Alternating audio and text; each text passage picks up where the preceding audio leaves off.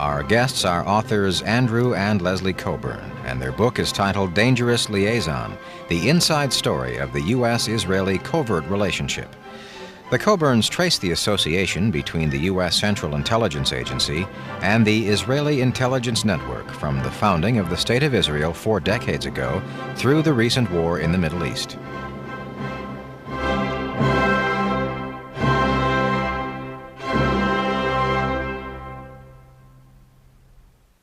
Andrew Cockburn, co-author of the book Dangerous Liaison, the inside story of the U.S.-Israeli covert relationship. What's the premise of your book? The premise is that there's a side to the relationship between the U.S. and Israel which goes much beyond just the sort of sentimental links and the links forged by supporters of Israel in this country. What we explain is that there has been, since almost the earliest days of the Israeli state and the earliest days of the CIA, a secret bond, a secret link between them, basically by which the Israeli intelligence did jobs for the CIA and for the rest of American intelligence. And this, you cannot understand what's been going on around the world with American covert operations and indeed Israeli covert operations until you understand that the two countries have this secret arrangement. Leslie Cockburn, what was the most interesting part of writing this book? Well, I mean, there are a number of things. For example, one particular part which I found most interesting was we talk about Israeli operations in Colombia. And some of the Israeli commandos who trained the hit squads of the Medellin cartel, it turns out that they had trained us in Israel as well. And when they were between trips to Colombia. These were the same people who also trained most of the top commanders in the Guatemalan military, also trained the... Leslie Cockburn, what was the most interesting part of writing this book? Well, I mean, there are a number of things. For example, one particular part which I found most interesting was we talk about Israeli operations in Colombia. And some of the Israeli commandos who trained the hit squads of the Medellin cartel, it turns out that they had trained us in Israel as well. And when they were between trips to Colombia. These were the same people who also trained most of the top commanders in the Guatemalan military, also trained the Contras. And they were working, they had a firm that was under license to the Israeli Ministry of Defense. And then they turn up in the jungles of Puerto Boyacá in Colombia. So, I mean, we had a lot of adventures, I must say. Did the Israelis cooperate with you at all in this book? Well, we talked to, we never made an official approach to the Israeli government or Mossad or anything like that, but we managed to get, in the end, to talk to all the people we wanted to talk to in Israel. We talked to people like, for instance, David Kimchi, who had a long Mossad career. He eventually rose to be deputy head of Mossad, the Israeli secret intelligence agency, the equivalent of the CIA. And I remember a wonderful evening we had in his home, in his study, where he was talking in guarded fashion about his career in intelligence. He then went on to be Director General of their Foreign Ministry. But I suddenly noticed around the walls of his study where we were sitting, it was like a history of Israeli covert operations because, for instance, on one wall there were the most beautiful wood carvings, African wood sculptures. And I said, "Oh, they're lovely, David. Where'd you get those?" "Oh, present from Mobutu." Was I, yeah. "Oh, that one's nice. Where'd that come from?" "Bokassa, Central African Empire." Then another wall, beautiful Persian miniatures. Where they come from? "Oh, present from the Shah for something we did for him." So, just there was this man sitting, this master spook, surrounded by mementos of his career. And so we talked to him. We spent a lot of time talking. There's a street in Tel Aviv, an avenue called Shaul HaMelech, which is right across the street from what's called the Kiryah, which is the Ministry of Defense compound. It's a huge area in the middle of Tel Aviv.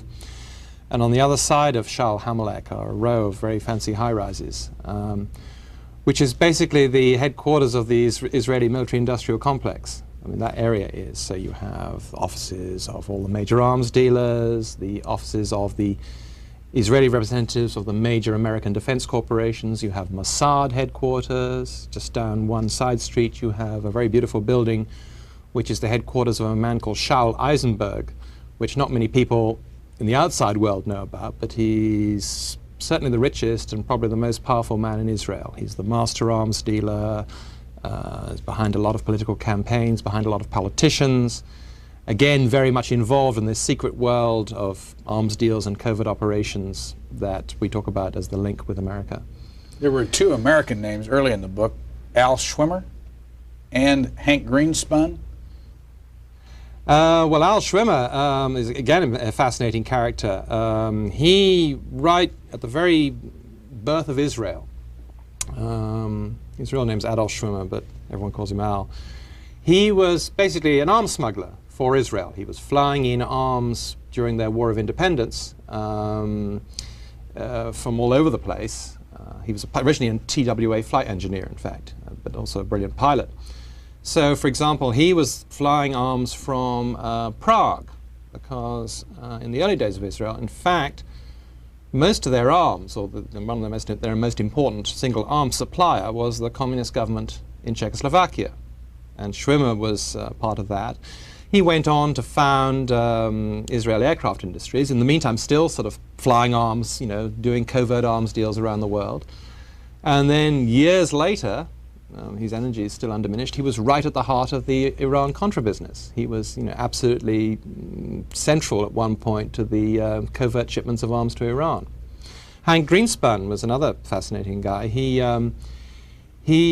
was a US Army veteran at the end of World War II, and he'd just moved to Las Vegas to set up a radio station when Al Schwimmer suddenly knocked on the door. He didn't know him, introduced by a mutual friend, said, "Hey, drop everything, I want you to come with us, and we're going down to Mexico. We need you to go and vet some arms that we've gotten hold of, that we're buying illegally, in fact. We need to get to Palestine for the strike." So so Greenspun says, "Oh, okay," drops everything, and becomes an arms smuggler briefly.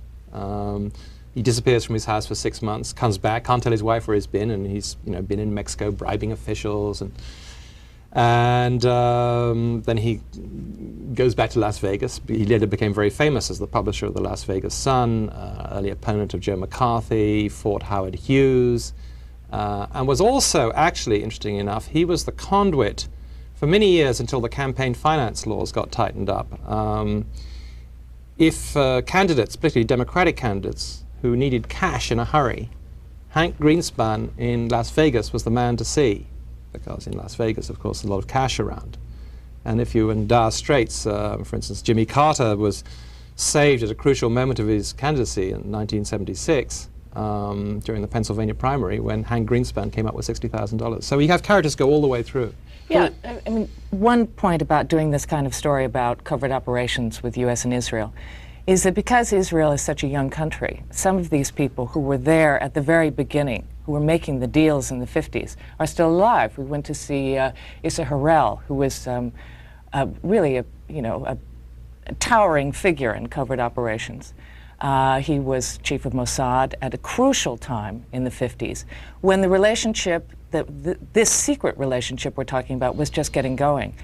This is there was a deal made in 1951. Ben-Gurion came to Washington and offered the CIA the services of Israeli intelligence. Who was Ben-Gurion? Ben-Gurion is the father of Israel. He was prime minister for many years. He really steered the state to independence, steered his people to independence, wrote the Israeli Declaration of Independence, was prime minister all the way through with a brief interval until 1963. I mean, the Israel you see today is really the creation of David Ben-Gurion. Originally from what country? He was originally from, from what's now Poland, but was then Russia, part of, it's the territory that's changed hands. Let me go back to Leslie Cockburn and ask her who your favorite character was in your book. Favorite character? Most interesting person? Well, let's see. It's a very tough choice. I mean, as you've seen, I mean, there are people like, you even have the original Uzi in the book, the man called Uzi, that all Uzis are named after. What's his name? His name is Uzi Gal. And he lives in the United States. He lives in Pennsylvania. Yeah. How did he get, no, not how did he get his name, how did the name, the Uzi gun, and what was it? What is it? Well, it's... Well, I spent a lot of time talking to Uzi, well, we both did, but he explained to me, actually I'm no engineer, and he explained to me how, what his idea was. Uzi's a guy who thinks about guns a lot, not in any kind of, how can I say, sort of obsessive way. He's not interested in killing people. I mean, I asked him at one point... First of all, where'd you find him? I found him, he didn't really want to be, he lives in the United States. He asked me not to be too specific about where he lives, but it's on the East Coast. I found him through other people who were interested in, shared his interests, which is, the engineering of guns. I asked him, in fact, after the end of a long conversation, I said, well, you're sort of intimating, well, Uzis have sort of killed a lot of people. I mean, you're very famous for what Uzis do to the human body. And he said, yeah, he said, I read in the paper about, so it's entered the language. People talk about Uziing a house. So I expect him then to say, I'm sorry about that. And he said, I don't deserve such fame. He said, I just made a good gun. So he's got pride in his creation. Where was he when he invented the Uzi, and what is it for people who've never seen an Uzi? Well, it's an automatic, it's basically a submachine gun. Small. It's small. Its great virtues are that it's very stable. When you fire it, it doesn't, a lot of these kind of guns, the recoil will pull it all over the place. And because of some design features he thought of, it's a very, very stable gun. I mean, you can hold it and pull the trigger and it won't sort of jerk around. It's also very reliable, won't jam, it's easy to maintain. And, the basic model he designed in a British jail was where he had the original idea. He was living on a kibbutz just when the British still owned Palestine. And the British came and raided the place for arms, of which they found a lot, and carted Uzi off. And he started to have this idea about, what a really good gun would consist of. And he came out and he actually sort of started to work on the prototype in this farm, sort of the machine shop where they repaired the tractors. So it's become, then he was, bought by the Israeli army, and they decided to name it after him. The American Secret Service use it? The American Secret Service use it. As we point out in the book, I mean, right here in Washington, you've got the Secret Service guarding the president at the White House with Uzis, and a few blocks down the street, you've got the dope dealers, guarding their patch and eliminating rivals with Uzis. So it's the universal gun of choice. How did you two meet? We met in London years ago. We met at a club called Zanzibar, actually, in London. What were you doing?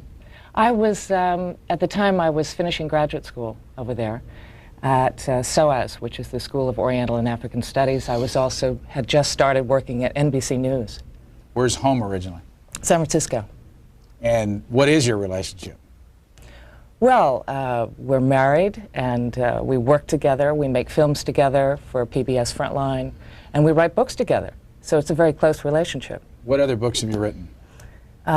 This is our first together, but I wrote a book called Out of Control, which was about the Reagan administration activities in Central America. It was about covert operations down there.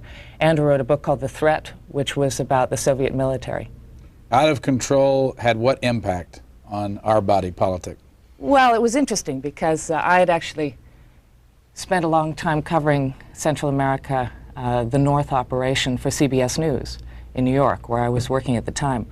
And I broke the story for CBS about the North operation in Central America. So then wrote a book which was basically about our adventures in finding out about this stuff in Honduras, in Washington, bars and restaurants in Costa Rica. It got into the seamier side of what was going on down there with operations. Where'd you get your original interest in this kind of a story? Well, I think it gelled for me when, years ago in London, there's a very famous arms dealer called Sam Cummings, who did a lot of work for the CIA. He's one of the biggest private arms dealers in the world. And he fascinated me, and what fascinated me was his ability to go into a situation and supply arms in little wars. And he had no problem at all with supplying both sides. And that kind of mentality of the arms dealer coming into a little war just got me very fascinated with little wars. I'd lived in Africa while I was at Yale. I'd spent a lot of time in the Third World even then. Can you go back to your early childhood somewhere, or your high school or college years, and point to someone or a parent or somebody that said that gave you the kind of boost to get into this kind of work? I don't think so. I think it was a series of things. I think living in Africa when I was a student was very helpful. Where'd you live? I was living in a village in Kenya, up in the mountains, a place where they'd never seen a white woman before. It was quite an interesting experience. Why were you living there? Because I was very adventurous, in fact. I mean, I've done a lot of things like this, and you know, as well as covering Central America, I covered the war in Cambodia, this recent situation. I went to Saudi Arabia during the Gulf War. I was, you know, in Israel under the Scuds. This is what I like to do. What do you remember about meeting Leslie? Well, What were you doing? I was at this party, sitting at the bar. But what I was working at, sorry, let's think of the precise moment. And what year? This was 1976. Got that right. What was I doing? I was working for a British sort of investigative show called World in Action. In Britain, the networks, they have a lot of documentaries on television, and it's much more a routine thing. So we used to, it was a weekly show, and we used to, actually it was a wonderful operation. You used to be sent off, and you could basically do almost what you wanted, I mean, provided it was a good story. I think at that time, what was I working on?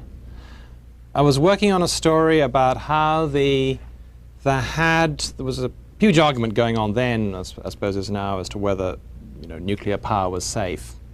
And there were these rumors I'd heard that there'd been a nuclear accident in the Soviet Union, and this is long before the days of Glasnost and so forth, that there'd been a nuclear accident in the Soviet Union, and that was very mysterious. No one knew much about it, but something terrible was supposed to have happened 20 years before. And I set out to dig into this, and I found, actually it was the first sort of contact I had with Israel. I found someone in Israel who was a witness to this accident, who'd somehow been allowed to emigrate, and tracked him down and tracked other people down.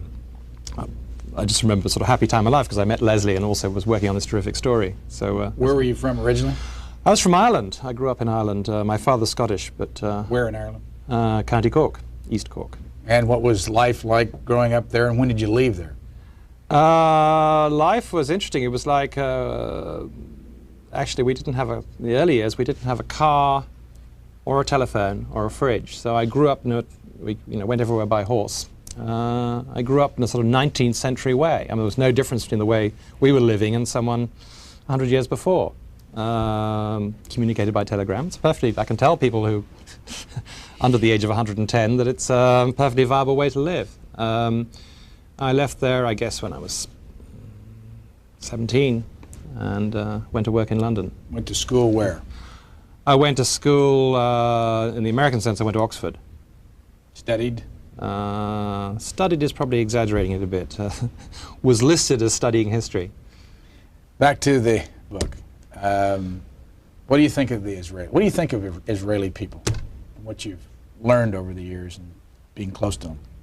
Well, both of us love working in Israel. I started working in Israel. I've been going back, you know, every year for, not every year, but have made numerous trips to Israel since 1980, 1981. Israelis are very interesting people. Also, I mean, fact is, Israelis love to talk and tend to be, at least in this business, in the arms business and in intelligence, fairly gregarious, and also they have a lot of feuds with each other, very strong personalities. So it's a very interesting group of people to work with. Are they tough? Are they effective? Do you like them? Yes, really, I got to say I do. They're very tough. Have an engaging cynicism about them. I did. How could you not like it? For instance, we were talking, I mean, this may sound bizarre, but for example, we were talking to an executive, this is some years back, an executive of Israel Aircraft Industries, which is the huge Israeli defense aerospace. It's the biggest business in Israel, in fact, biggest single firm. And this was a time when, this was the early 80s, there'd been a row, a big argument here in Washington because the United States had wanted to sell F-15 fighters to Saudi Arabia. And the Israeli lobby here kicked up a huge fuss saying, you shouldn't be selling these planes, but if you must, you can't sell them with the extra fuel tanks that will enable them to reach Israel and bomb Israel, should the Saudis get that idea. So the Carter administration had agreed that the F-15s would not have the extra fuel tanks.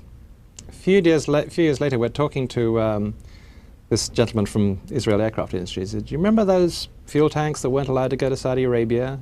And we said, yes. And he said, do you remember how that ban got dropped, which it had by that point? I said, yes. He said, do you know where those fuel tanks get made? I said, where? He said, Tel Aviv, we make them.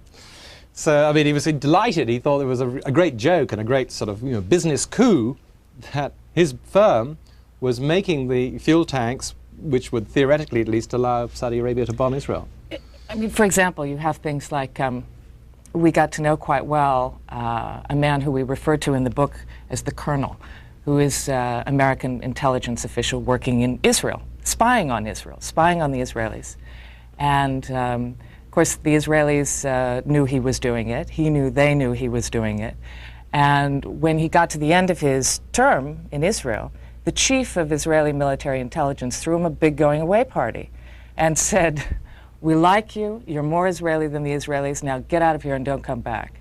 So it's such an interesting interplay between these people. You tell a story early in the book. I've never heard anyone pronounce his full name, so I don't even know if this is right. James Jesus Angleton, or they call him Jesus. What did he ever? He's always, everyone, although it should be Jesus, because that was in recognition of the Mexican half of his family, everyone always pronounced it Jesus. You tell an early story about a monument to him near Yad Vashem, the memorial to the Holocaust. Explain that story. Right. Well, so if you're going on the outskirts of Jerusalem, on the western side at least, you have Yad Vashem, which is the very moving memorial to the Holocaust.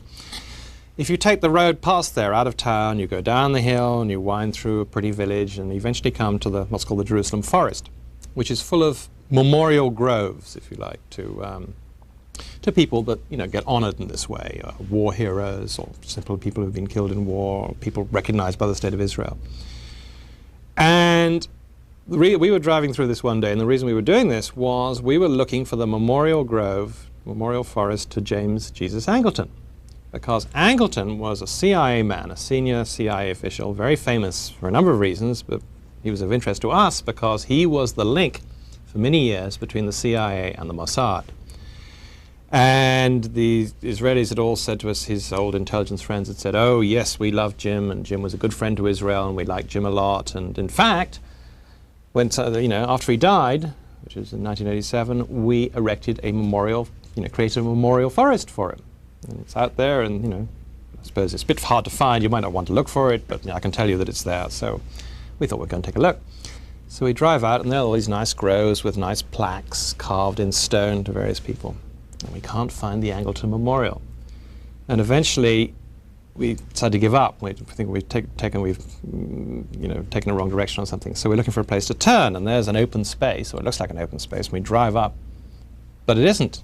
It's basically a garbage dump with a few stunted, dying little trees poking up, and a plaque actually on plastic screwed to the stone to James Jesus Angleton. So this was the memorial forest, and we felt it's kind of hard to explain, but it's in a way it was an Israeli joke. It was look, we're supposed to like you a lot, we're supposed to owe you a lot, but we don't owe anyone anything. So here's what we really think of you, and it's a garbage dump.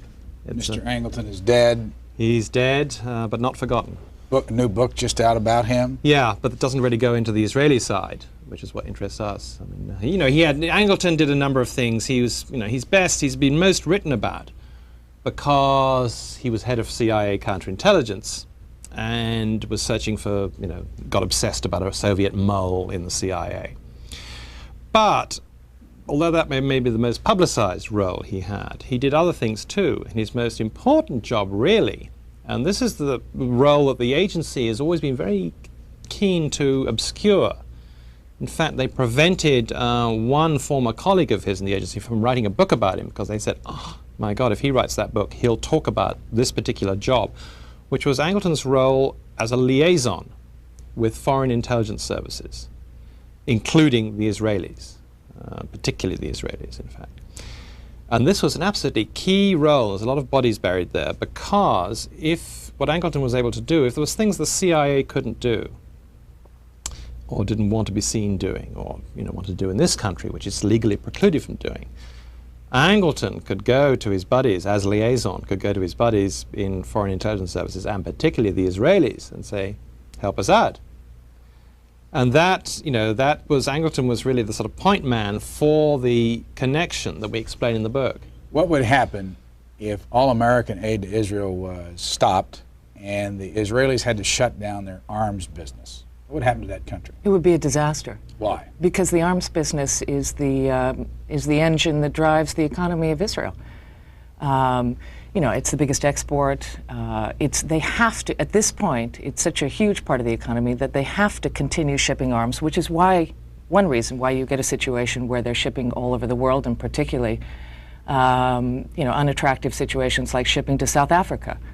So it's all driven by money, by the desperate need to keep this business going. I mean, people will say to you, well, we had to go into the arms business in a big way because we wanted to become self-sufficient, because of there's always a possibility of a next war.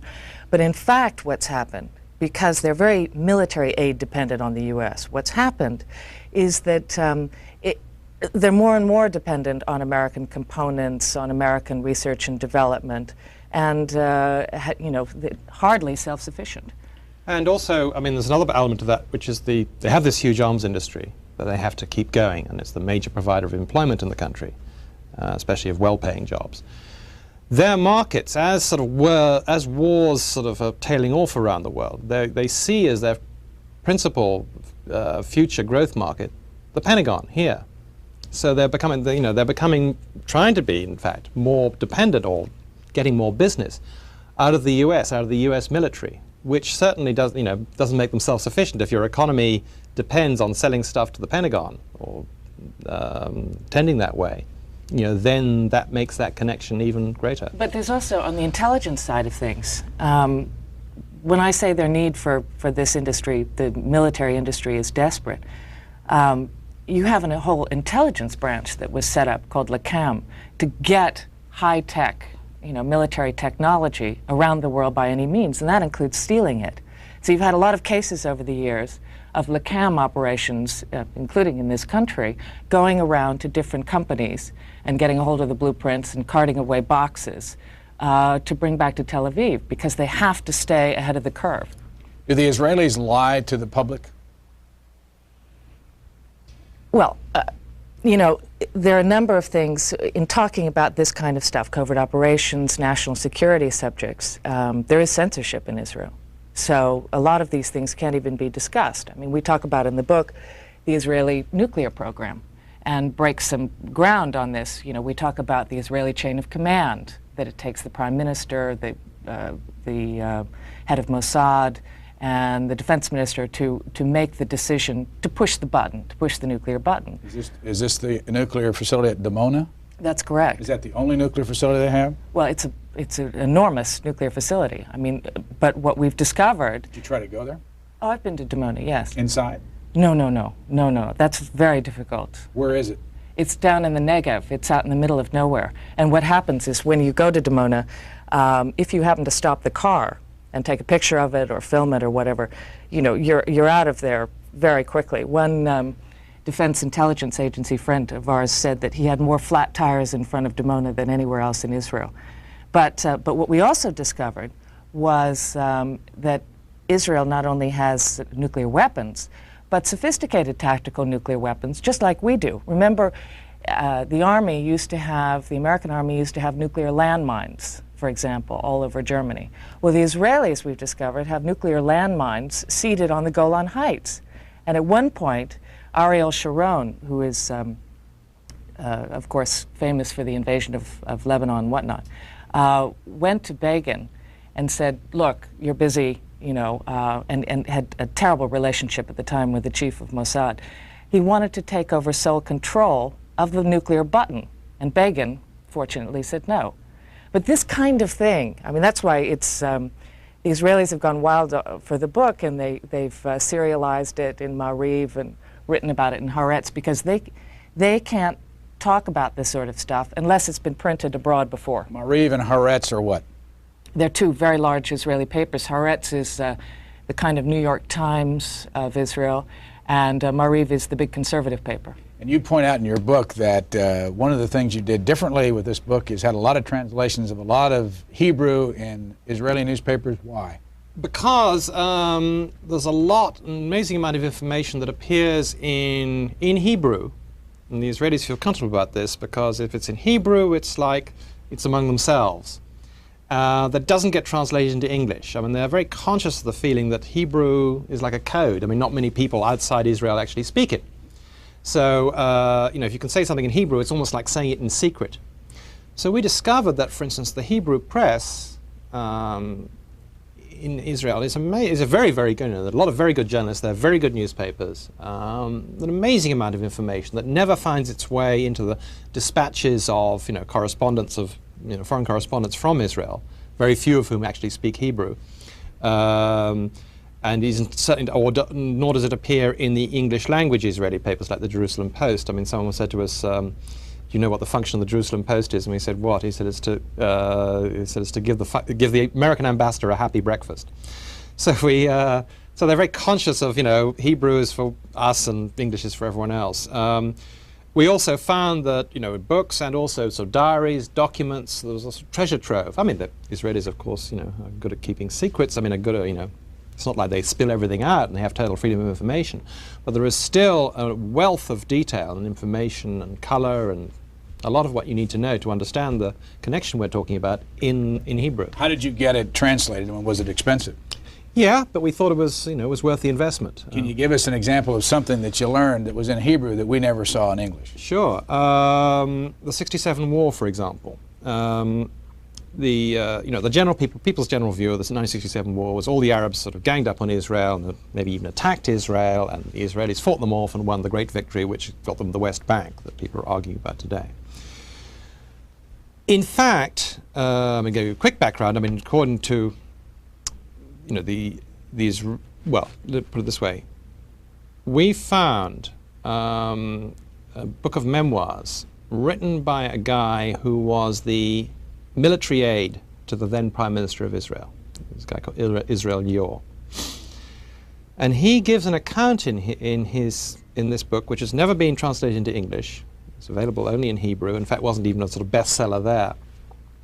He gives an account how on June the 3rd, 1967, 2 days before the war broke out, he was at the home of the Prime Minister, and they were waiting for the head of Mossad to come back from Washington, because the head of Mossad had been sent to Washington to get permission, to get the green light to launch the war. And he explains, you know, we knew we could win. He's explained already in the book. He says, we knew we could win. The generals were hot to go. They weren't really scared of the Egyptians or anyone else, but they wanted to go ahead with this. And the Prime Minister had been saying, no, we can't do it. We can't attack until we have American permission. And he gives this very vivid description of how Meir Amit, the head of Mossad, comes back into the room at midnight, and it's the sort of high command is sitting around, and this being an Israeli meeting, the air is thick with cigarette smoke, and Amit walks back in. They say, well, what is it? You know, is it war or no war? Will they let us go? And Amit says, well, I've been given to understand, the Americans have told me that they would bless us if we crushed Nasser. So they said, that's it. And they started the war on Monday morning, and he'd been to Washington, and he'd seen Richard Helms, the head of the CIA, and very few other very senior officials, and also including certainly James Jesus Angleton, and they got permission to do it. So that was something that had never been in English. I mean, it really, you know, once you've read that, you understand that things are a bit different from the sort of kind of histories you read in English. Where do you two live now? Washington.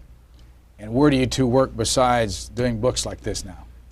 Well, we lead a busy life. We make programs for ABC News. I made two programs, big programs during the Gulf War for them, big hour on Cambodia. And together we make films for PBS Frontline, and have for some years now. But you operate as outside consultants in this case, or outside producers, not on the payroll every day of these organizations? Oh, absolutely. I was on the payroll of one of the big networks for years, CBS News. and found that if you're on the payroll all the time, then you can't do anything else. And because we like to go back and forth between films and books, also we like to go back and forth between two different, PBS and ABC or one of the networks are quite different. How do you get Cockburn out of Cockburn? It was some idea that happened back in Scotland several hundred years ago. I'm not responsible, but all Cockburns carry this mission through life: is your name is spelt Cockburn, but you pronounce it Cockburn. And there are people who give up the struggle and change the spelling to C-O-B-U-R-M, but we regard them as backsliders. Who is Alexander Cockburn? He's my brother. Who's older? He is. And do you still have a relationship with him? And, Sure. and what's he do for a living now? We don't see him in the Wall Street Journal anymore. No, he's very nomadic. He basically, Alexander, among his many interests is collecting classic American cars.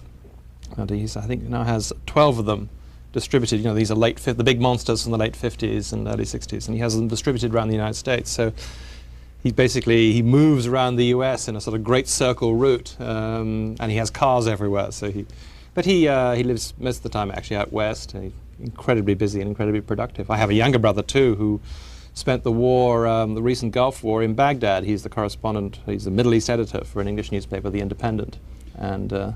Your brother was very opinionated and very, very visible, especially when he was in the Wall Street Journal. Does that give you a problem that people automatically ascribe his views to you? Not sometimes. Not really. It's he often gets confused with me as well in other areas. So I just get used to it. Are you Alexander? No, I'm Andrew, or whatever. And he also gets confused with Patrick, of course, who's most of the time in the Middle East. So. And how about politics? Do either one of you consider yourself strong political people? I don't. You get accused of that, though. Well, look, whenever you're looking into this kind of stuff, whenever you spend your life, collecting frequent flyer miles to go to places like Cali, Colombia, and Dhahran, Saudi Arabia, and Thailand, and when you're actually going out and finding out stuff, the world doesn't fit into a neat little package. It's always a little different from what people expect it to be. So of course you're always going to get, it's always controversial. The truth is controversial. People have trouble sometimes making Leslie out. We were talking to a master Israeli arms dealer called Shapiro, who looks the part too. He wears very expensive dark glasses and silk shirts and smokes big cigars. And talking to him in his very elegant office opposite the Ministry of Defense in Tel Aviv, and Leslie was explaining what she'd been, we were talking like we're talking now, and Leslie was saying, oh, I've done this and done that, and Shapik took the cigar out of his mouth and said, I see, you're a spy. So. It's happened more than once. But there was another, again, a master Israeli intelligence operative who we were in Manhattan. It was late at night. We were in a hotel room grilling this guy for information. And he said, he turned to us and he said, you're Shin Bet, which is, the domestic Israeli intelligence. So it's, as I say, it's always more confusing than it seems.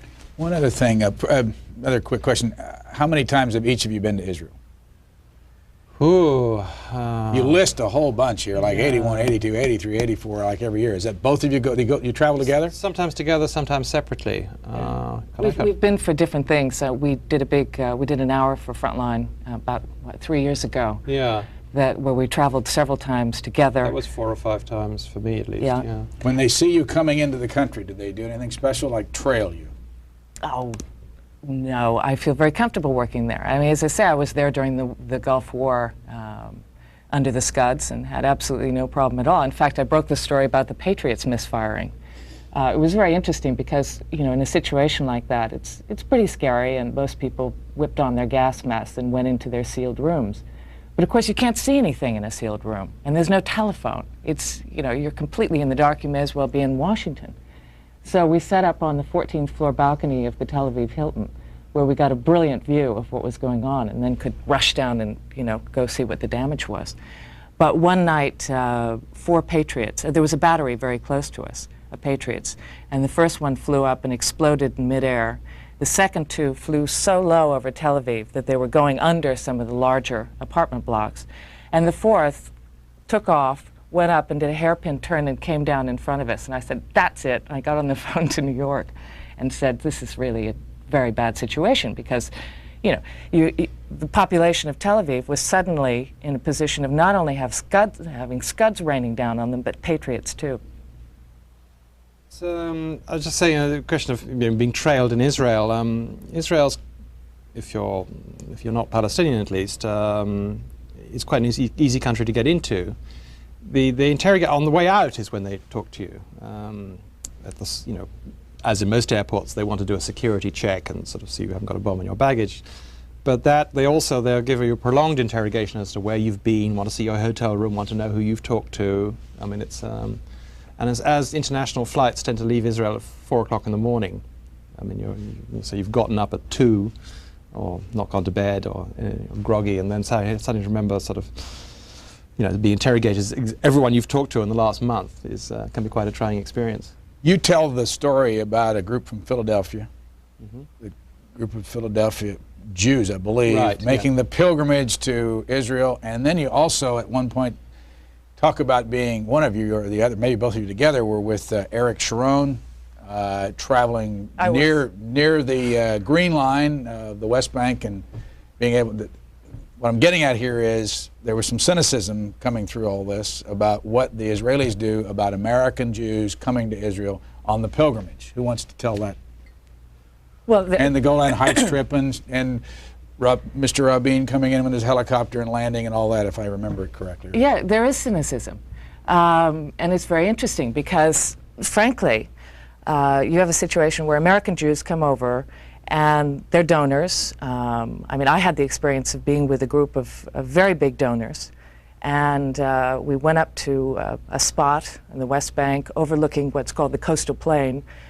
I was with Ariel Sharon, and he was making the point to them of how dangerous it was to give up the West Bank because, of course, then you could have missiles flying in from Jordan and could hit Tel Aviv, whatever. Anyway, so he gave a very good demonstration. He had the charts. Everyone was listening. Then they all got back up on the bus.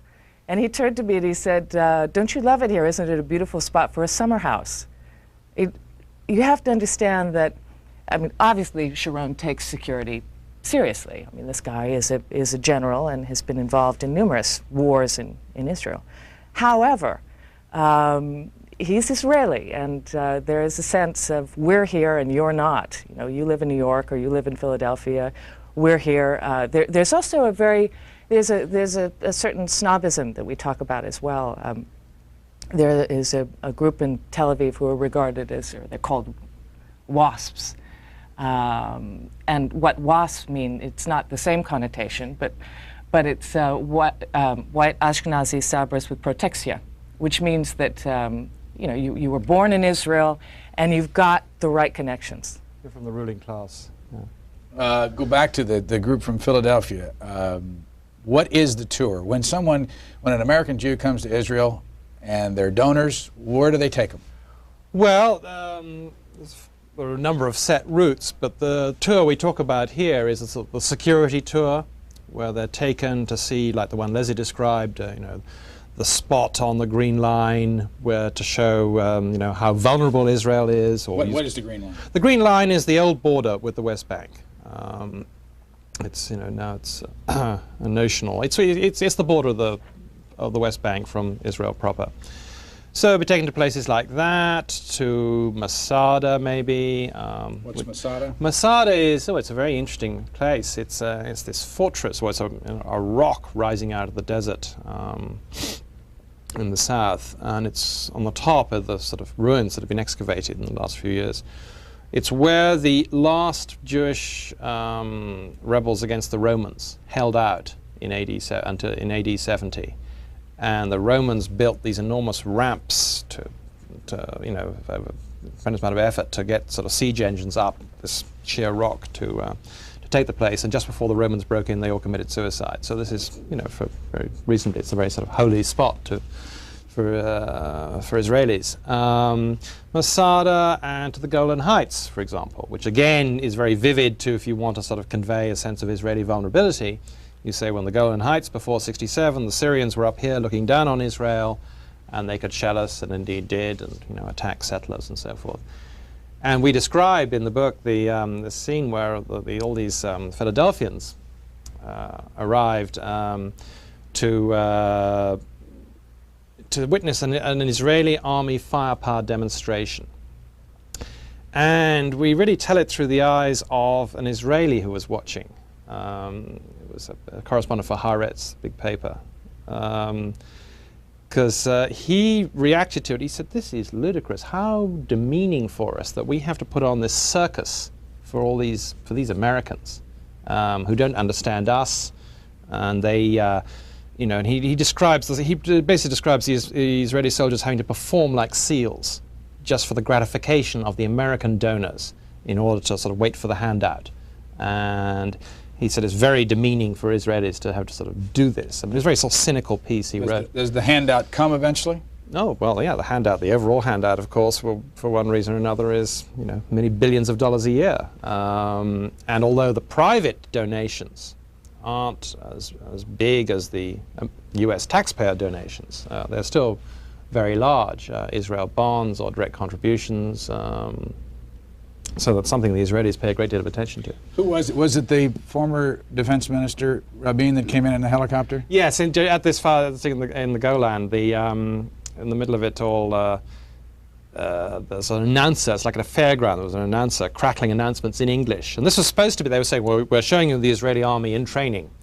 Except all the signs were sort of in English, which would be odd since Israelis speak Hebrew, and all the commands that were issued were in English too, which is again odd for a real demonstration. In the middle of all this, put, put, put, and in comes the helicopter with Itzhak Rabin, who made a stirring speech, and everyone presented medals and awards to each other. And then the IDF, the Israeli army, went on to attack the quote-unquote Syrians, which was a pile of barrels, and blew them all apart. And I guess the one I want to ask you is that do you think that this group of leaders, meaning everybody in the intelligence community, in the military, and in the government, are sitting behind the scenes laughing at the Americans coming over giving the money? Is this No, that's much too strong. The reason why we put that anecdote in the beginning of the book about the demonstration that wasn't a real demonstration was, that's one side of Israel. But we immediately asked people to take a tour down this street that Andrew mentioned before, Shal HaMelech, next to the Ministry of Defense, which is the real Israel for this security system. But they didn't take the Philadelphians down the street where the defense ministry is located. No, and they don't get to spend time with these kinds of people, absolutely not. Why not? Because this is a world, first of all, because if you're not in the business in some way, or meddlesome journalists like us, why go there? They would have nothing in common. They would have nothing to discuss. These are very tough, seasoned operators we're talking about here, and they can't be bothered with seeing a tour group unless they happen to be a politician. I asked you earlier whether or not the Israelis lie about what they're doing, and I want to ask you the same question about the American government. You catch the American government in a lie when you're covering them about things like arms and drugs? Oh, sure. I mean, the American government, there's a number of lies on the record. I mean, it's continuing embarrassment. One of the great lies of the 80s was, for instance, that we weren't selling arms to Iran. Well, we were. We were doing it through our Israeli proxy. And in fact, as we reveal in the book, we were doing it from day one of the Reagan administration. We have someone we spoke to actually on the record, General Avraham Tamir, who was like the sort of Brent Scowcroft sort of shadowy backroom figure, advisor, high-level advisor to the Israeli governments through the 1980s. I mean, he told us how Al Haig gave them permission to sell arms to Iran from day one of the administration. He also described to us, again, a lie. I mean, there was the lie that we weren't involved in any way in the Israeli invasion of Lebanon. He described how he and Aric Sharon came to Washington in the spring of 1982 to get the green light to invade Lebanon. And, he lays it all out, and he explains why Haig wanted them to do it. And he said Haig sort of said, okay, we want a minor operation. And then Tamir went like this, and he said, it's a big word, minor. I mean, because they did this huge war. American government lie? Oh, of course, all the time. I think, I mean, you know, we saw it in spades in the 80s, particularly what we know of now as Iran-Contra. But interestingly enough, as part of that, on the Central America side of things, for example, we were not given a very good picture of what Israel's involvement was in Central America during that war. In fact, what we reveal in the book, I mean, not only did you have an operation like Tipped Kettle, where William Casey turned to the Israelis and said, we want, you know, hundreds of tons of weapons for the Contras, which he did, which they delivered. You had Israeli advisors running around Honduras as early as 1981.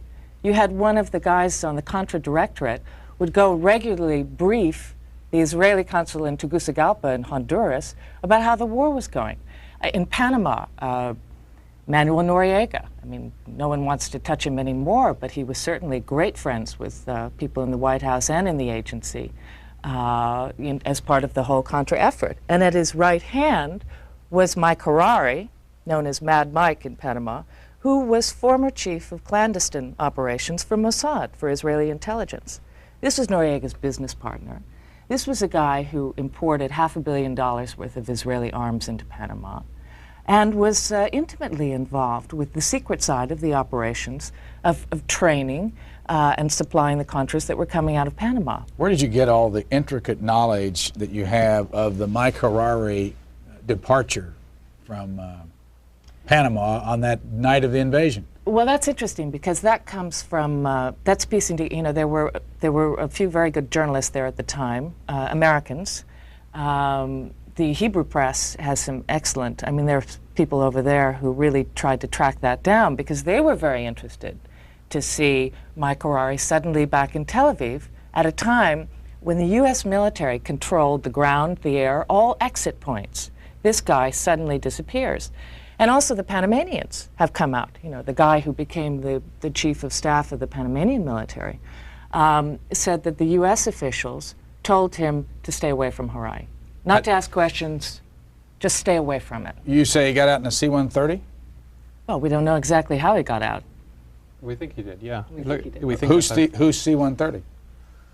Well, I think there's only one country that has C-130s in that neighborhood, and that's the United States. But we don't actually know how he left the country, how he left Panama. But he left at a time when he shouldn't have been able to get out. Where is he now? Back in his house, I think, well, he's still building his new house in Tel Aviv, right? Yes, that's right. And Mike Harari was involved originally in the Olympic massacre? Well, he wasn't involved in the massacre. I mean, the after right, hunt. He was in charge of a hit squad that was set up by Mossad to go round, personally ordered by the then Israeli Prime Minister Golda Meir, to go round killing the Palestinians who'd been involved in the massacre at the Munich Olympics in 1972, and it all came to they had some success, and then it all sort of crashed to earth when they went off to Norway, he and his team, to deal with a guy that was known as the Red Prince, a very sort of important Palestinian, and that was their man, and they got ready, and then they killed him, and it turned out to be a poor Moroccan waiter. It was just. When you find out things that are new and different and revealing about governments that lie, do you get mad or do you get excited when you find it out? In other words, what's your personal reaction? No, I don't get mad. I get very excited.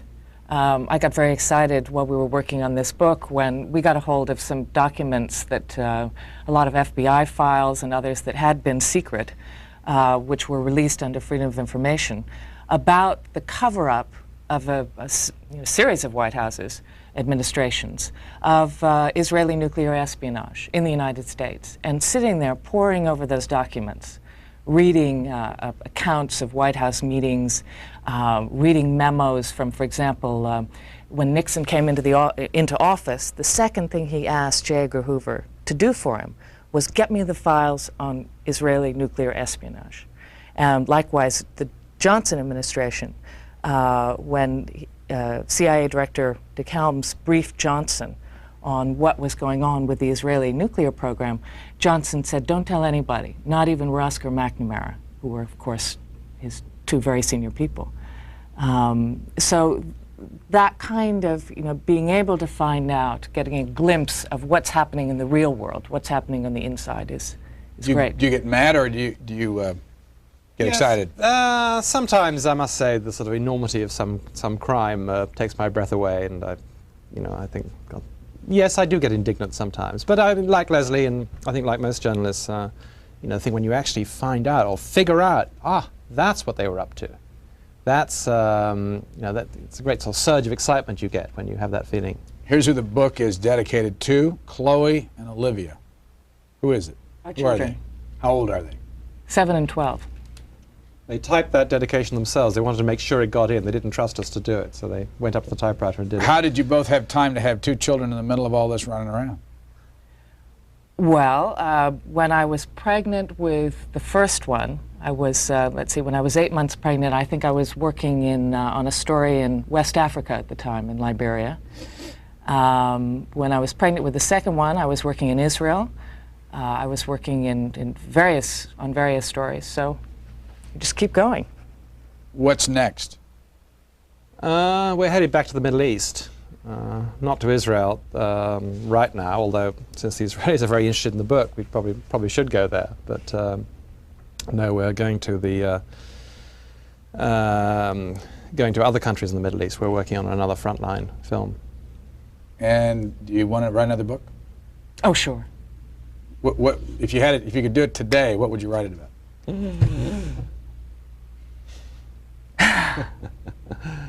I couldn't say. I mean, there are ideas that are already starting to gel for us, but we won't do another one probably for another year. Either of us, I don't think. Yeah, it's pretty. Writing a book is an intense experience, which you don't want to repeat too often. Here's what the book looks like. It's called Dangerous Liaison, the inside story of the U.S.-Israeli covert relationship. And our guests have been co-authors Andrew and Leslie Cockburn. Thank you both very much. Thank you. Thank you.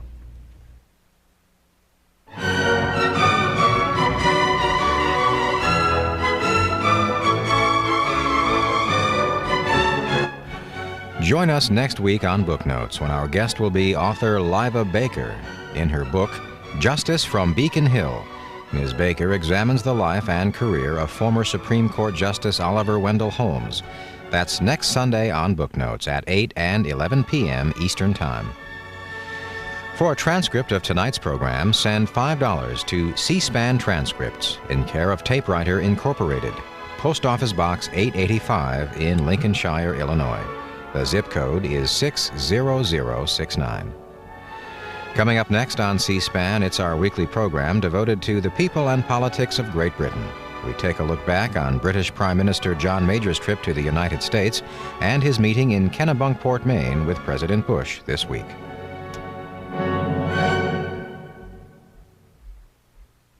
Recently, C-SPAN's Viewer Information Department received this letter regarding the C-SPAN audio